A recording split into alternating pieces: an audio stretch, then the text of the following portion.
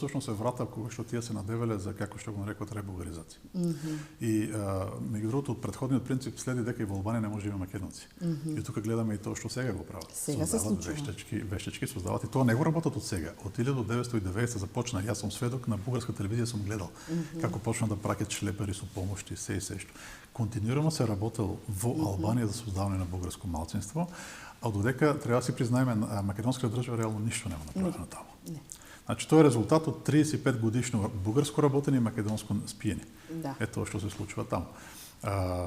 И да, тоа е нивната политика и сега кога тие уште од 48 година сакале да се оформи бугарско малцинство признаено, ама големо. Тие многу акцентирале на големо и сега нивната мака после 90-та година беше дека ако се признае бугарско малцинство, такво како што Македонија реално го признавала.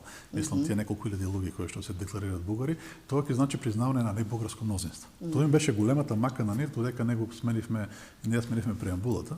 Па сега станаат делови на народи, а не делови малцинства. на народи, да, што е многу исто така недобра работа. Огромна грешка е тука. Огромна грешка. И сега тие сакат некако малцинство. Многу луѓе викаат дека ќе ги признаеме како малцинство. Не, тие не само што не сакат да се признае како малцинство, но има остри реакции кога некој погрешка спомна кај нив дека бугарското малцинство страдало овде.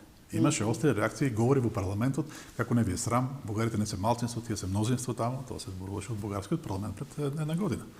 И тие сакат да биде како народ, не малцинство, и тука веќе да го прошират тој народ и навистина евроинтеграцијата им дава тие можности, и нашиот устав македонски исто им дава тие можности, и она на кој што ќе се оди откако еднаш влезат бугарите во уставот, следната работа ќе биде тие да инсистираат дека има толку и толку дадени пасоши, тоа да биде прифатено како толку и толку бугари, и после тоа имаме еден принцип за правична застапеност и ќе се каже добро 200.000 бугари при тоа население, значи треба едно 13-14% од сите служби во администрацијата да бидат за бугари. Што ќе стане тогаш?